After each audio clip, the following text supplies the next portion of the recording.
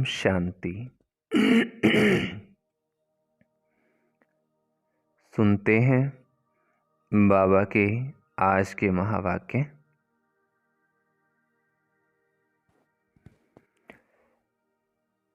आज बाबा ने कहा, मीठे बच्चे, यहाँ तुम वनवाह में हो। वनवाह माना वनवास में हो। अच्छा अच्छा पहनना, खाना, ये शौक तुम बच्चों में नहीं होना चाहिए। पढ़ाई और करेक्टर पर पूरा पूरा ध्यान दो। दो शौक हो, पढ़ाई और चरित्र पर, है ना। बाकी सिंपल सात्विक खाना और ना ज़्यादा ऊंचा ना ज़्यादा नीचा पहनना। प्रश्न है आज की मुरली से, ज्ञान रत्नों से सदा भरपूर रहने का साधन क्या है? उत्तर है दान। जितना जितना दूसरों को दान करेंगे उतना स्वयं भरपूर रहेंगे। स्याणे वो जो सुनकर धारण करे और फिर दूसरों को दान करे। बुद्धि रूपी झोली में अगर छेद होगा तो बह जाएगा, धारणा नहीं होगी। इसलिए कायदे अनुसार पढ़ाई पढ़नी है। 5 विकारों से दूर रहना है। रूप बसंत बनना है। रूप बसंत बनना है, विकारों से भी दूर रहना है। और दूसरों को दान देते रहेंगे, धारण करते रहेंगे तो खुद भी भरपूर होते रहेंगे। ओम शांति। रूहानी बाबा रूहानी बच्चों को समझाते हैं। रूहानी बाबा भी कर्मेंद्रियों से बोलते हैं, रूहानी बच्चे भी कर्मेंद्रियों से सुनते हैं। ये है नई बात। दुनिया में कोई मनुष्य ऐसे कह नहीं सकता। तुम्हारे में भी नंबरवार पुरुषार्थ अनुसार समझाते हैं। जैसे टीचर पढ़ाते हैं तो स्टूडेंट का रजिस्टर शो करता है, उसकी जो नोटबुक है, रजिस्टर, चाल चलन, वो सारा बताता है कि ये कितना पढ़ा है। रजिस्टर से उनकी पढ़ाई और चलन का पता पड़ जाता है। मूल है ही पढ़ाई और चाल चलन। ये है ईश्वरीय पढ़ाई जो कोई और पढ़ा न सके। रचता और रचना के आदि मध्य अंत की सृष्टि चक्र की नॉलेज है। ये कोई भी मनुष्य सारी दुनिया में नहीं जानते। ऋषि मुनि जो इतने पढ़े लिखे अथॉरिटी हैं, वो प्राचीन ऋषि मुनि खुद कहते थे कि हम रचता और रचना को नहीं जानते। बाबा ने ही आकर पहचान दी है। गाया भी जाता है, ये है कांटों का जंगल, और जंगल को आग जरूर लगती है। फूलों के बगीचे को कभी आग नहीं लगती है। क्यों? क्योंकि जंगल सारा सूखा हुआ है, बगीचा हरा होता है। हरे बगीचे को आग नहीं लगती। सूखे को आग फट से लग जाती है। ये है बेहद का जंगल, इनको भी आग लगी थी। बगीचा भी स्थापन हुआ था। कबीर साहिब का एक दोहा भी है, ये संसार झार और झांखर, उलझ पुलझ मर जाना है। ये संसार काठ की हांडी, आग लगे बढ़ जाना है। तो ये तो है ही ऐसा। तुम्हारा बगीचा अब गुप्त स्थापन हो रहा है। तुम जानते हो हम बगीचे के फूल खुशबूदार देवता बन रहे हैं। उसका नाम ही है स्वर्ग। अब स्वर्ग स्थापन हो रहा है। कमाल है। तुम कितना भी लोगों को समझाते हो, परंतु किसकी बुद्धि में बैठता ही नहीं है। जो इस धर्म के नहीं होंगे उनकी बुद्धि में बैठेगा भी नहीं। एक कान से सुनेंगे, दूसरे से निकाल देंगे। सतयुग त्रेता में भारतवासी कितने थोड़े होंगे, फिर द्वापर कलयुग में कितनी वृद्धि हो जाती है। वहाँ 1-2 बच्चे, यहाँ 4-5 बच्चे तो जरूर वृद्धि हो गई। सतयुग में तो 2 बच्चे होते। भारतवासी ही अब हिंदू कहलाते हैं। वास्तव में देवता धर्म के थे, और कोई भी धर्म वाला अपने धर्म को नहीं भूलता। ये भारतवासी ही भूले हुए हैं।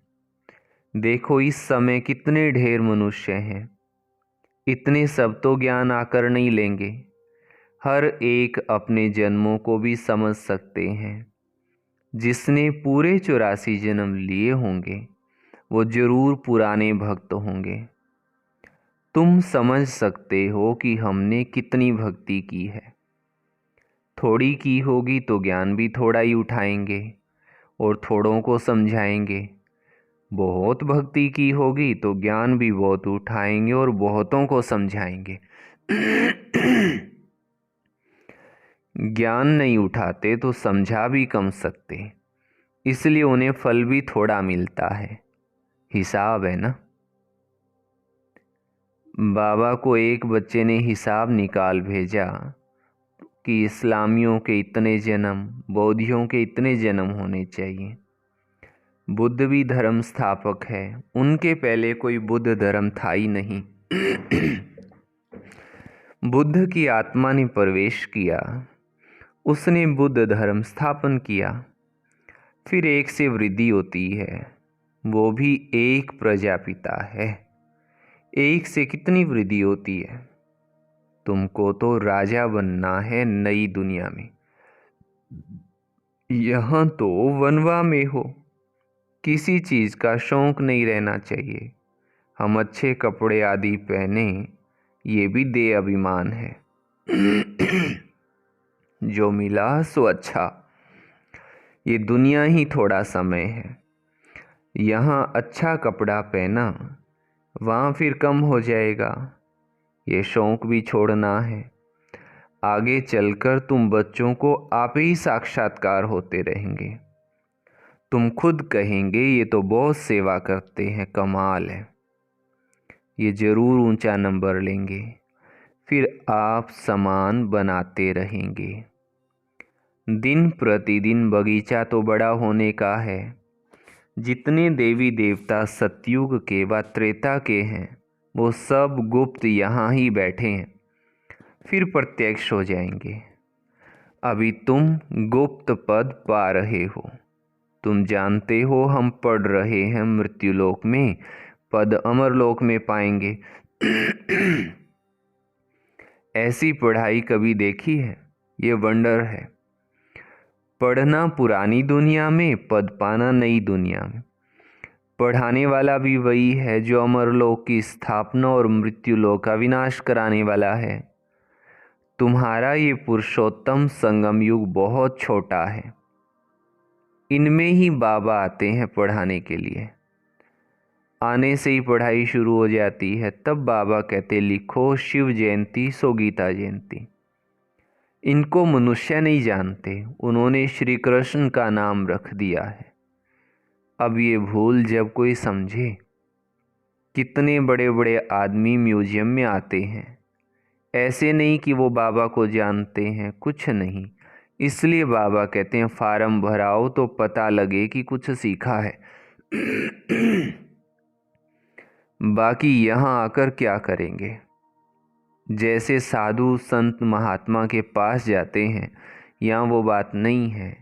इनका तो वही साधारण रूप है। प्यारे ब्रह्मा बाबा सादगी की मूर्त थे।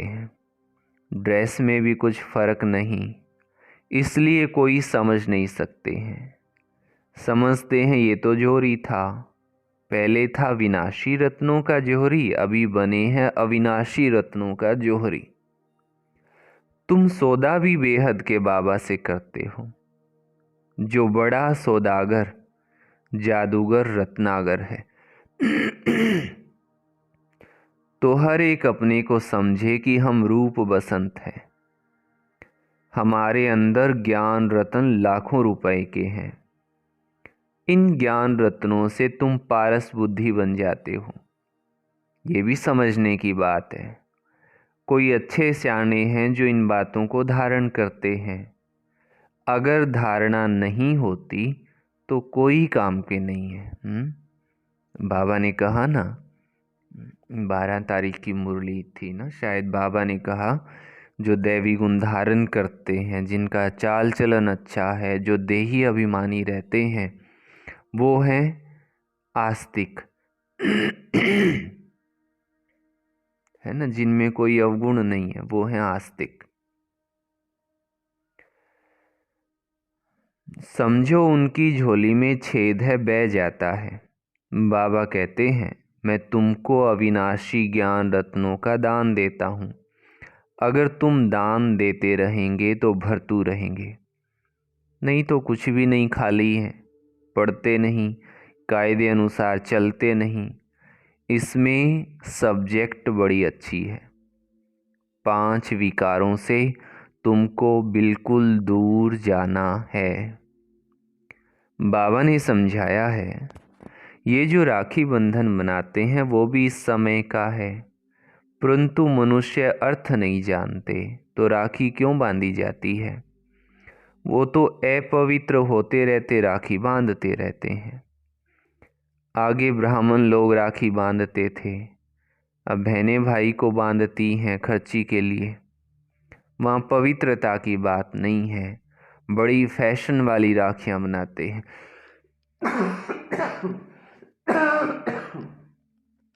सॉरी।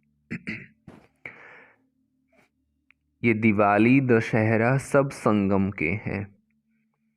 जो बाबा ने कर्तव्य किया है वो फिर भक्ति मार्ग में चलता है। बाबा तुमको सच्ची गीता सुना करके ये लक्ष्मी नारायण बनाते हैं। अभी तुम 1st ग्रेड में जाते हो। सत्यनारायण की कथा सुनकर तुम नर से नारायण बनते हो। अब तुम बच्चों को सारी दुनिया को जगाना है। कितनी योग की ताकत चाहिए। योग की ताकत से ही तुम कलप कलप स्वर्ग की स्थापना करते हो। योग बल से होती है स्थापना और बाहुबल से होता है विनाश। अक्षर ही 2 हैं, अलफ और बे। बाबा और बादशाही। योग बल से तुम विश्व के मालिक बनते हो। तुम्हारा ज्ञान बिल्कुल ही गुप्त है।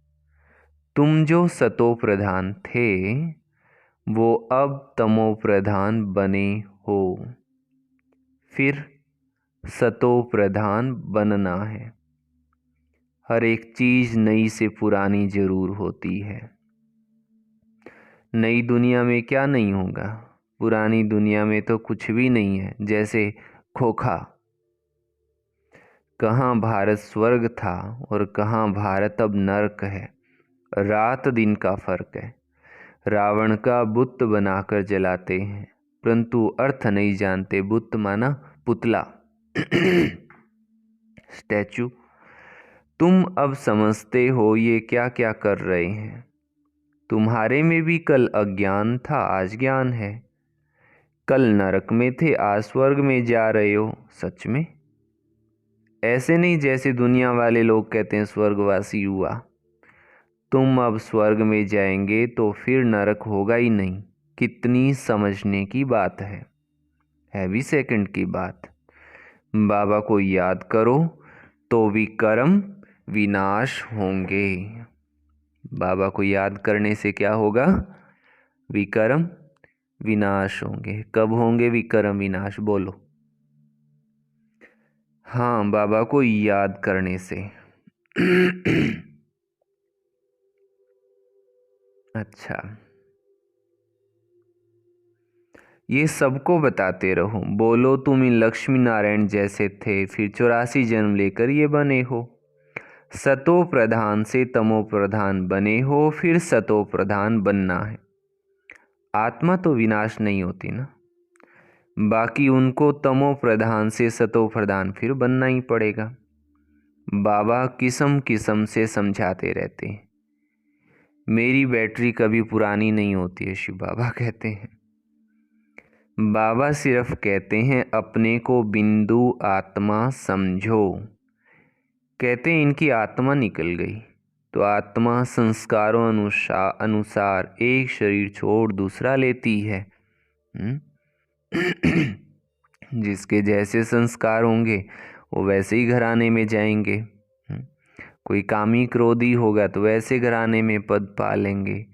जिस आत्मा में अच्छी शक्ति है पवित्रता की तो वो रॉयल खानदान में जाती है ना। तो जिसके संस्कार जैसे वैसे वो जन्म पा लेती है। अब आत्माओं को घर जाना है, ये भी ड्रामा है। सृष्टि चक्र रिपीट होता ही रहता है। पिछाड़ी में हिसाब निकाल कहते हैं दुनिया में इतने मनुष्य हैं, ऐसे क्यों नहीं कहते इतनी आत्माएं हैं। बाबा कहते हैं बच्चे मुझे कितना भूल गए हैं, फिर सबका मुझे ही कल्याण करना है, तब तो बाबा को पुकारते हैं। तुम बाबा को भूल जाते हो, बाबा बच्चों को नहीं भूलते। बाबा आते हैं पतितों को पावन बनाने। ये है गौमुख, बाकी बैल आदि की बात नहीं होती है। ये भाग्यशाली रथ है। बाबा तुम बच्चों को कहते हैं, शिव बाबा हमको श्रृंगारते हैं, ये पक्का याद रहे।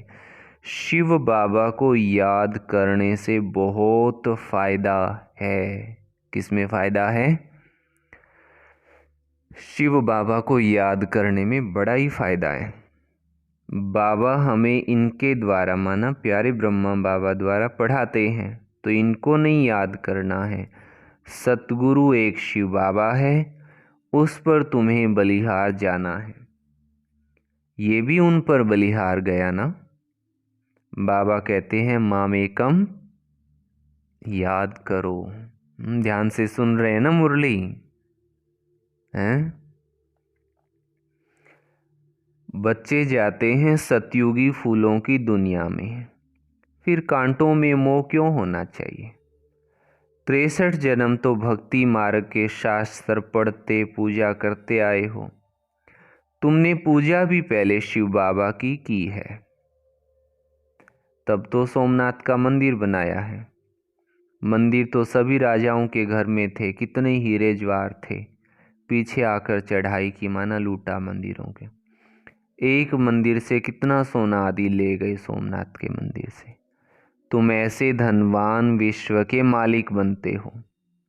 ये धनवान थे, विश्व के मालिक थे, परंतु इनके राज्य को कितना समय हो गया है कोई को पता ही नहीं है।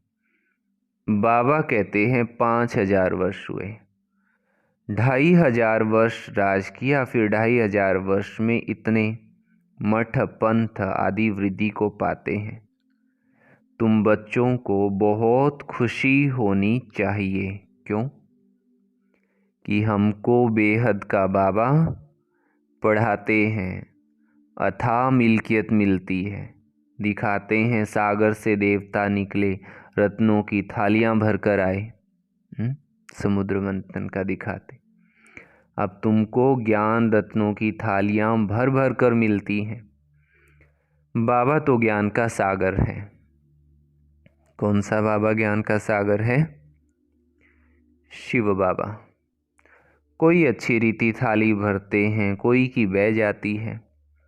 जो अच्छी रीति पढ़ेंगे पढ़ाएंगे वो जरूर अच्छा धनवान बनेंगे। राजधानी स्थापन हो रही है, ये ड्रामा में नूंद है। जो अच्छी रीति पढ़ते हैं उनको ही इनाम मिलता है।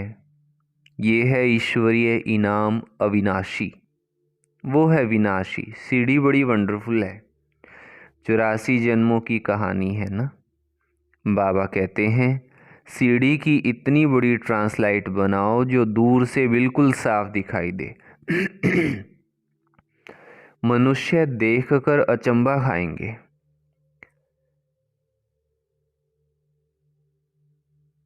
फिर तुम्हारा नाम भी बाला होता जाएगा। अभी जो चक्र लगाकर जाते हैं वो पिछाड़ी में आएंगे। 2-4 बार फेरी पैनी तकदीर में होगा तो जम जाएगा। क्षमा तो एक ही है, कहाँ जाएंगे। बच्चों को बहुत मीठा बनना है। मीठा तब बनेंगे जब योग में रहेंगे। योग से ही कशिश होगी। जब तक जंक नहीं निकली होगी तो किसको कशिश भी नहीं होगी। ये सीढ़ी का राज सब आत्माओं को बताना है। धीरे धीरे नंबरवार सब जानते जाएंगे। ये है ड्रामा। दुनिया की हिस्ट्री ज्योग्राफी रिपीट होती रहती है। जिसने ये समझाया उसको याद करना चाहिए ना।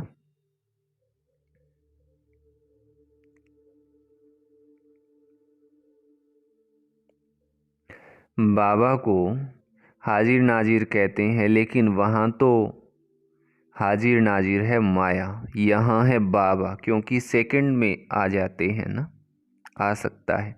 तुमको समझना चाहिए कि बाबा इनमें बैठे हैं।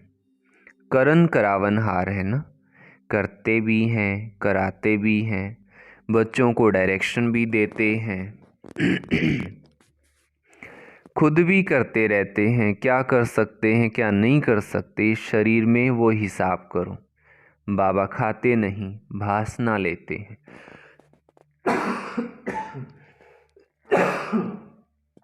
अच्छा।